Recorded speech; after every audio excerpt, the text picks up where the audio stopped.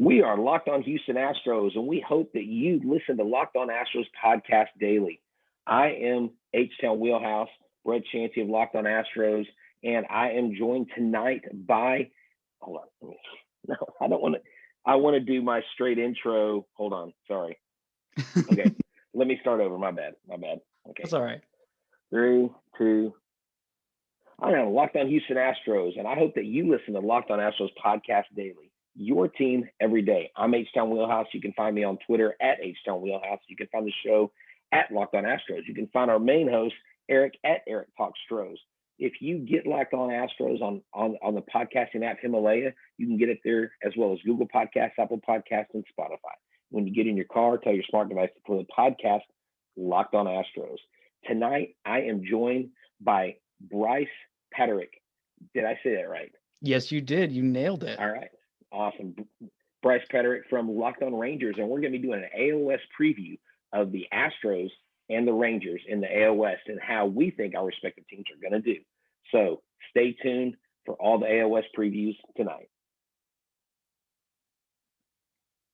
And then you can do your intro. All righty.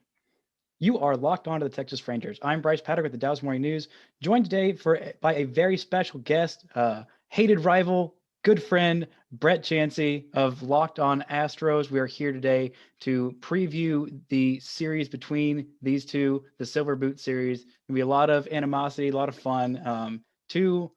I wanted to say two good teams, but we both know that's not true. But, you know, at least one of us is a good team. Brett, how you doing? Doing good, man. Doing good. Thanks for hopping on with me, man. It should be a fun show. Yeah, gonna be a lot of fun talking about this rivalry. A lot of, it's always been, except for 2015 and 16 and maybe a little bit in 2017, it's always been very one-sided. Like one team's either great and the other one's trash, or vice versa. No, yeah, you're right. It hasn't been. I would like there to be a classic Texas Rangers, Houston Astros end of the season, like, the Rangers are playing out west against Oakland, and the Astros are playing Seattle and Houston. And, the Rangers game starts late in the Astros game, and the Astros win. And then, or the Astros are winning, and the Rangers are like, all right, but if they lose, and just the back and forth rivalry, that would be really cool for something like that to orchestrate. But the stars just haven't aligned. I know when we first came into the AL West, you guys beat the pants off of us. I mean, y'all were on your World Series runs. We were the lonely. I mean, we came to the AL West. I mean, we came to the AL limping, literally. Literally limping. And, even at that time, you still managed to get some little jabs in of just the Marwin Gonzalez single up the middle to break up Yu Darvish's perfect game. Like, that will always be incredibly infuriating to me, because I'm like, just come on, Marwin, just ground out. Like, come on, man. Like, there is no need for that. It's just disrespectful. Oh, yeah, I know. And, I think it's somewhat sometimes a contentious rivalry. We've seen our managers when we had AJ Hinch here and y'all's manager go at it when y'all had Jeff Bannister. And I know your current manager, he's a bulldog. He doesn't tend to back down. And sometimes, tempers flare. I know when we had Gomez, that was highly charged. And we've had our run-ins with, Rougned Odor. I think he's the guy that we love to hate. And I'm sure you guys love to hate Alex Bregman.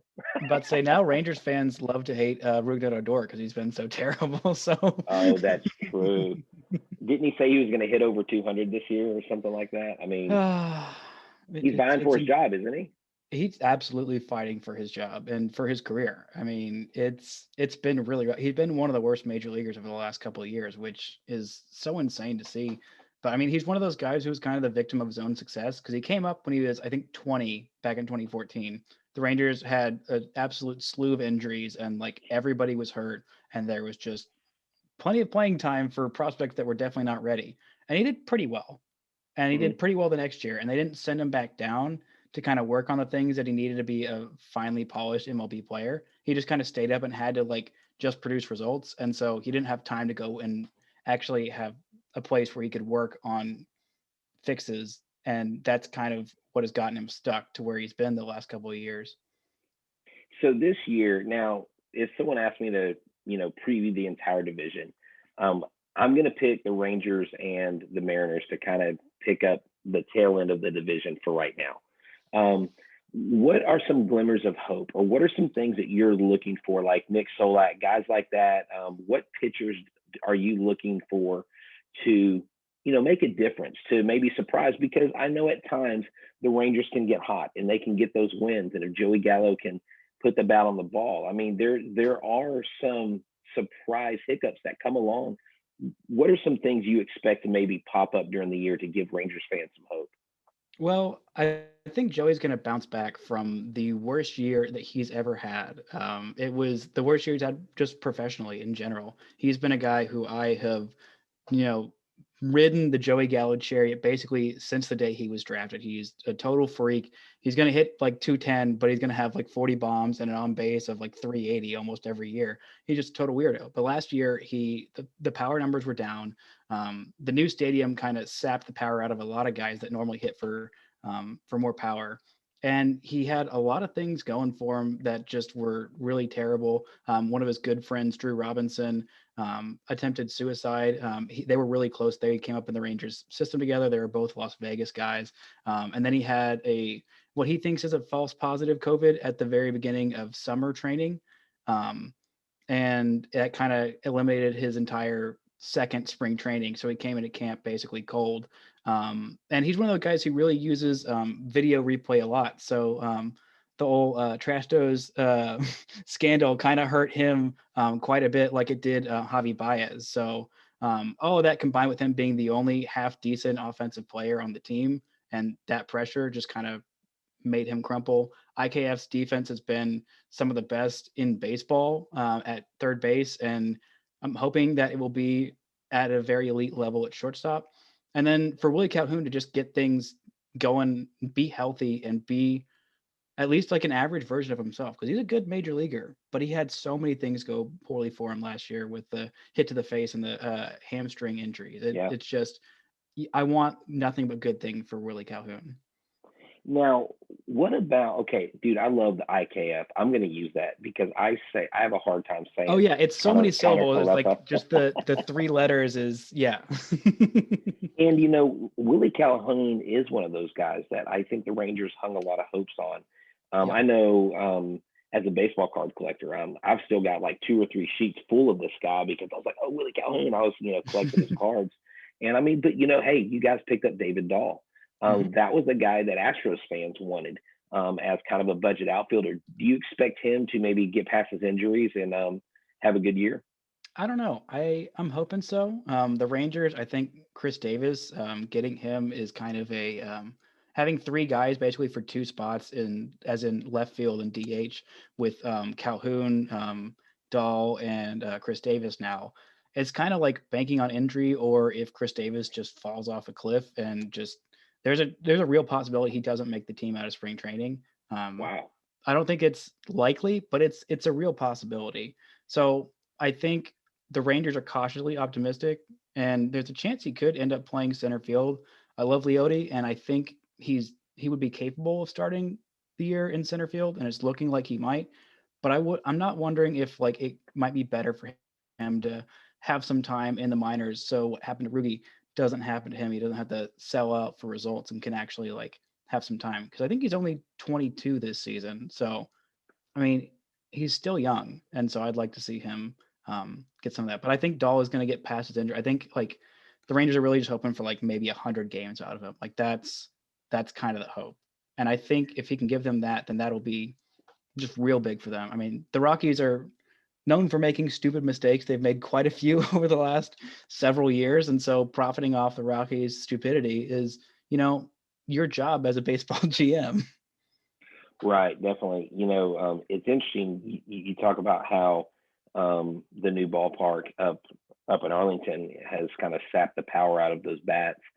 The big, I guess, criticism out of Houston. Imagine Houston being critical of Dallas Fort Worth, right? No, never. Is we call it Minute Maid Park 2.0. Yep. Or I'm sure you've heard Tough Shed Stadium. You've heard all the one-liners. But what do you think? Do Do you think if it zaps the power, do you think a visiting team like Houston that has power bats, do you think it helps mute those bats a little bit when they come in to play the Rangers?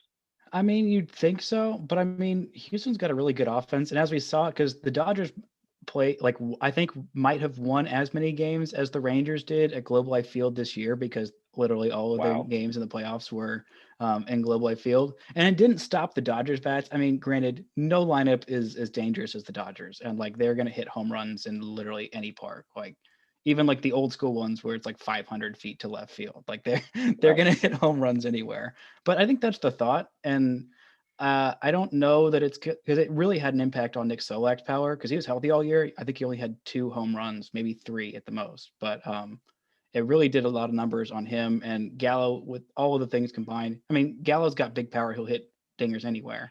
But I think that's the thought. I think eventually they're going to kind of move the fences in because their pitching staff is so rough that like even having those extended fences, the bigger park, it didn't really help them that much. I mean, outside of like Lance Lynn, and Lance Lynn was going to be good anywhere. So, Yeah, he's been kind of old reliable for you guys. gosh, And that guy, I mean, is now, and you got, do you expect much out of Jordan Lyles? I know he's 24. I know he was a product of the Houston Astros system. Do you expect him to get any more, or is he just kind of a serviceable arm to have spot? I mean, is he in your rotation? no, I don't think he is. I Okay. think he's Okay. guaranteed, almost guaranteed to be a long man because they made a Okay. lot of acquisitions, just kind of like late. The Rangers were surprisingly active for a team that's that bad. Yeah, I actually just did a big long episode on the Rangers rotation on Tuesday today as we're recording this. But this is what I think their rotation is going to look like. Kyle Gibson has already been named the opening day starter, which like that as I like Kyle Gibson, but like that's a rough place to be if he's your opening day starter with the year he had last year. They've got Mike Foltynewicz, who I think will be the second starter. Dane Dunning, and who is the main piece in the Lance Lynn trade from the White Sox. Kohei Arihara, who has pitched for I think 6 seasons in Japan, always in Japan. He's got a 2-year deal. And then the fifth spot is going to be there's a Korean pitcher they signed, Hyung Jung Yang, Colby Allard, or Kyle Cody. It's going to be probably one of those 3 guys. So a lot of new people in the Rangers rotation, which wasn't great last year and is going to be significantly worse this year. Yeah, so that the Astros, we kind of cry a lot about Justin Verlander being on the shelf, recovering from Tommy John, but we do have Zach Greinke, we do have Lance McCullers, who is even further removed. We actually just had him on the podcast recently. It was such a Yeah. great interview to have him on. Frember Valdez is just, I mean, everybody's expecting him to have a big year. But so he You came know, out of like I did not know much about him, and like this, he just it felt like he came out of nowhere. I'm sure he didn't like as much out of nowhere for y'all, but like right. so he So burst onto the scene. everybody knew his stuff was there. Everybody knew his stuff was live. I mean, I think the big quote that everybody hangs on is like Mike Trout literally said, like he has the best curveball in MLB. Like that's a pretty high compliment for Yeah. I think the best hitter to say that. Um, my son and I were down at Round Rock in 2019 and interviewed some players. And Frember Valdez was pitching. It was Carlos Correa's last rehab start after one of his injuries that year. He was kind of injury laden in 2019. And Frember Valdez was on the, I think he walked like 6 batters. He struck out 4, but walked 6. And my son at the time, who was 12, who was 10, because he's 12 now, said, "Dad, that pitcher looks like he's nervous." And I was like, for a 10-year-old to pick up on a guy's like expressions, and you could tell something wasn't right. Like he looked so uncomfortable out there. He almost looked like if you were to put a middle schooler who hates to speak in front of a crowd, like put him up on a stage and go, okay, give a speech. Like he just looked nervous, his presence. And he made note that this last year before the 2020 shortened season, he got a psychologist. They helped him focus. He was dealing with a lot of mental, I think, just anxiety, and just he would put more on himself than he could handle. And Mhm. he learned how to just, I guess, slow the game down. And that's what I tell my kids. I coach a pony league team right now, and I tell them slow the game down. Like make the catch, see the base, make the throw. Don't like have the guy thrown out at first before you have the ball. Like just Mhm. take your time when you're. and that's what he's done. So I think Framber Valdez is going to have a big year. Jose Urquidy wants to throw 200 plus innings. Christian Javier is hungry. And so I think for the Astros, I think our rotation, I think we slide in under the radar a little bit. I don't think a lot of people are expecting us to win. Some people may, but do you see us vying for that first spot in the West? What do you think?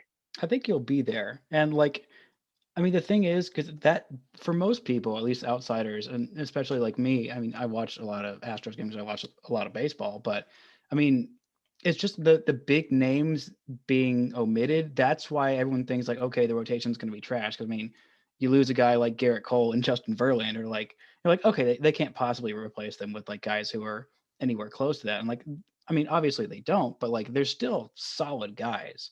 Like, and having that depth, like that's I'm very envious of that. I would like to have that. Even when the Rangers were really good, their starting rotation depth was trash. Well, and we're hoping that Forrest Whitley makes his debut this year. Yeah. We're really hoping that. So, hey, you know what? I was thinking, people out there are probably wondering, you know, I I have car issues every once in a while, Hmm. and maybe I can't fix my car. Like maybe I can't just go to a chain store, but I think I can fix a car on my own. Have you heard of RockAuto.com? I have, I've heard a lot about them. Yeah, RockAuto.com's been around for 20 years, and if you don't want to go to the store, deal with being told that it's going to take weeks to get this part, or they're out of it, or they're going to upcharge you 10-15% because you're not a professional mechanic, you need to go to RockAuto.com. They are a family-owned business, and they specialize in any auto part that you need, from engine control modules to brake parts to tail lamps, motor oil, even new carpet. Whether it's for your classic or your daily driver, everything you need in a few easy clicks. So rockauto.com has a catalog that's unique for you. It's easily navigable, and it's great for do-it-yourselfers. So hey, if you need carpet for your car, Bryce, they've Hmm. got a timer for 8 minutes. Okay. And then if you want me to do this at 4 minutes, if you want to talk about betonline.ag, Okay. Yeah, we you know can what do I'm that. saying? So I'll Hmm. do that, and you can say, hey, I can say, hey, are you a betting man? And then and I can throw it to you. So Okay. I'm going to do my local ad real quick, and I'm going to give a little pause. So, hey, here at Locked On Astros, we are partnered with Belching Beaver Brewery. That's right, they are a West Coast brewery, but you know what? They love the Astros, baby. They are on Oceanside all over, but they have moved to Texas as well. They sell their beer all over Texas. Go to belchingbeaver.bev to find out where you can get their miso honey blonde IPAs. You can get the Phantom Bride that was designed in partnership with the Deftones. They have for any palate whatever you want, stouts, peanut butter milk stout, whatever you want. They've got, I mean, crazy, crazy stuff.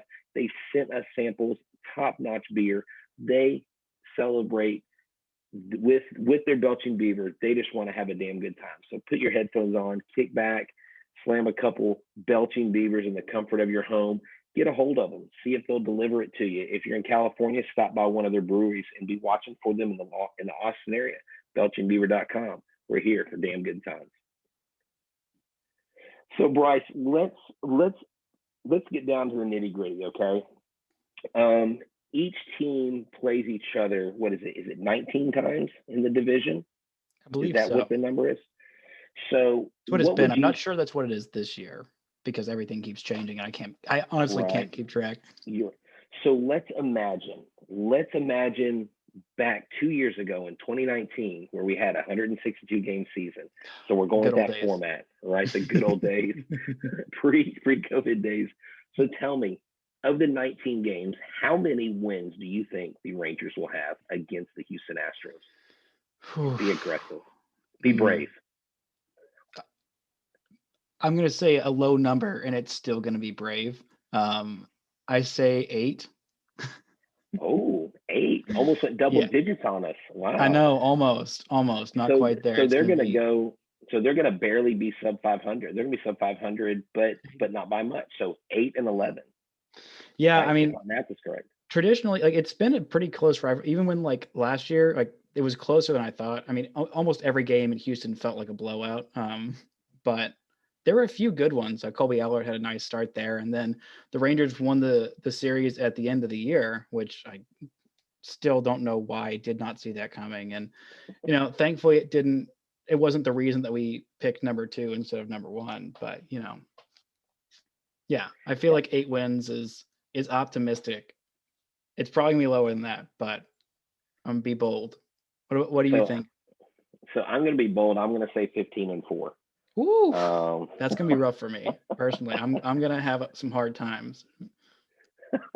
Yeah, I don't. Okay, so for your sake, I don't want it to be 15-4, but for our sake, that would be phenomenal.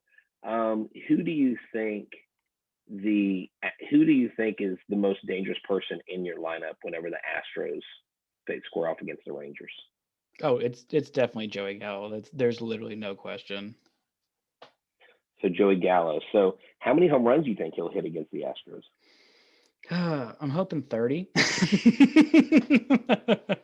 but I'm guessing about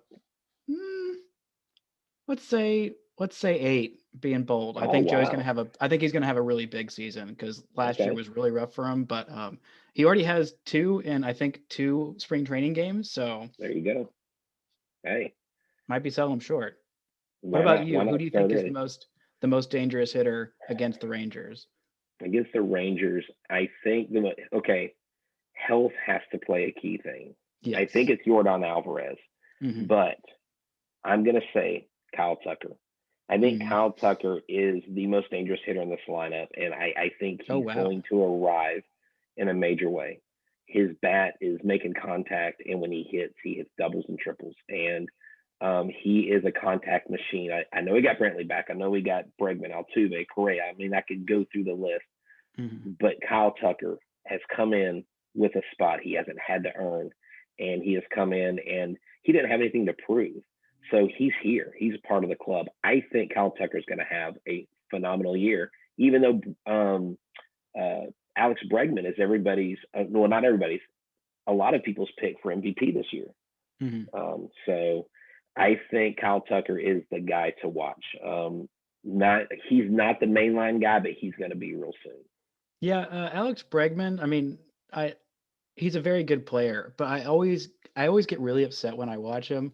Not just because he's on the Astros, but I mean, like that's a big part of it because that was the reason the Rangers had their terrible season in 2014, and they had a top 5 pick, and then they started winning the last month of the season for no freaking reason. And if they had number 1, they would have gotten Bregman, but they didn't. So, that's all right. Yeah, I got a question for you. Are you Yes, a betting man?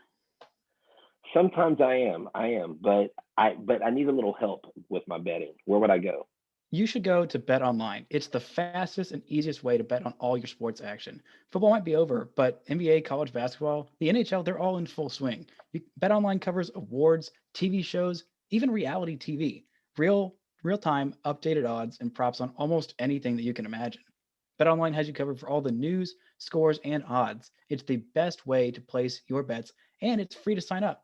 Head to the website or use your mobile device to sign up today and receive your 50% welcome bonus on your first deposit with the promo code Locked On. Bet Online, your online sportsbook experts. And just so the folks know, we may be covering everything Houston Astros and everything Texas Rangers, but what about the rest of the sports? Now, Locked On Podcast Networks has you covered there as well with Locked On Today. It's hosted by the great Peter Bukowski, and it's all the sports news you need every morning in under 20 minutes. Subscribe to the Locked On Today podcast wherever you get your podcast.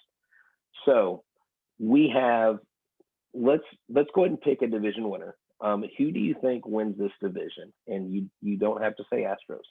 Oh, I'm not going to because I like having my show, and if I said the Astros on my own show, the people would riot and they'd come find me, and they'd be right to do so.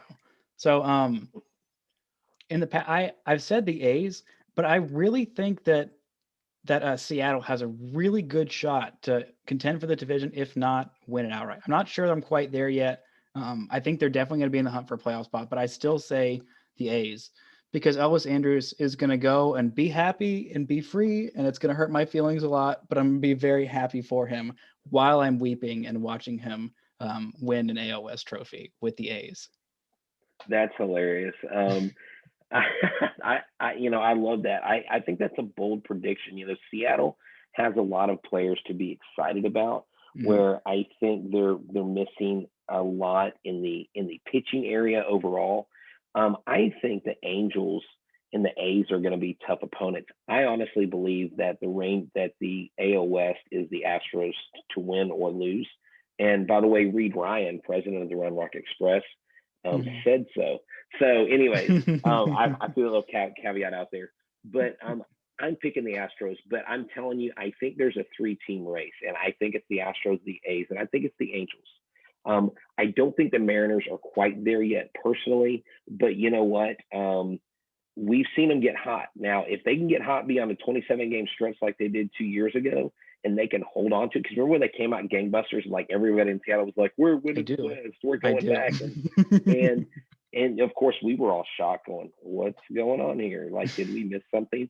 And so that was just one of those things where that was an anomaly. And it's Major League Baseball, 162 games, anything can happen. Mhm. Everybody's got to stay healthy. And I really hope that all our major stars on all the teams in the AL West stay healthy, because I Yep. cannot stand when players are injured. That's just never fun. It's Um, it's a missed opportunity for everybody in baseball. I mean, it I is. I don't want to beat a team that is without their best players. I want to beat them with their best players. And like I Right. like watching good baseball players. And when the Rangers suck, which is very much going to be this year, I want to at least like watch good baseball players. And if they're not going to be on my team, then like, you know what? Why the heck not just go beat the tar out of my team? Exactly. We've been there and done that. We've had our lean years, and I think our clubs are pretty neck and neck when it comes to overall career record percentage.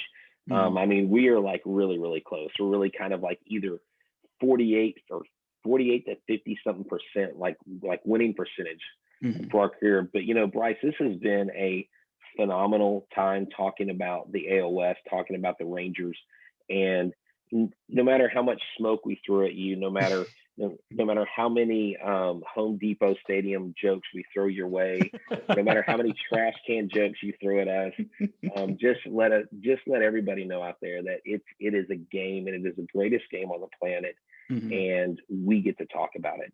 We get to do this, and we get to do what we love. So I hope that everyone listening will go to Locked On Rangers and give Bryce a 5-star review. I hope they go to Locked On Astros and give us a 5-star review.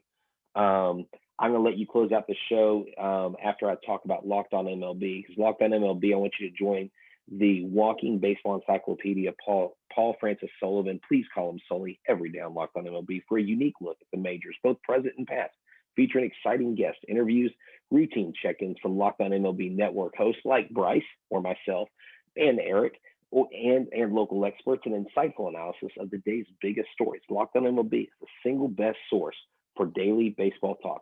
Subscribe today wherever you get your podcast. Bryce, close us out. Well, guys, this has been so much fun talking with you about the Astros, who are going to be probably better than the Rangers